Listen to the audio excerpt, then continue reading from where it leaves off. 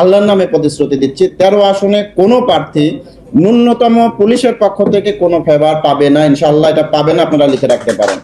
এই জোনের হচ্ছে যে সংসদীয় আসন 13, এর মূলত পুরোটাই আমার জোন কেন্দ্রিক, অর্থাৎ ঢাকা সংসদীয় 13 আসনের পুলিশের পক্ষ থেকে মূল দায়িত্বে থাকবো আমি।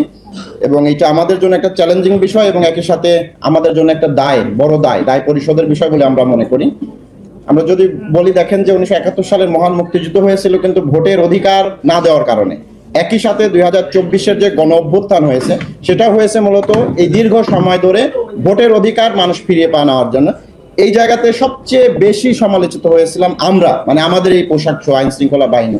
তো সেইখান থেকে আমরা মনে করি এটা আমাদের জন্য বড় একটা দায় যে আমরা জনগণের ক্ষমতা জনগণের কাছে ফিরিয়ে দিতে চাই।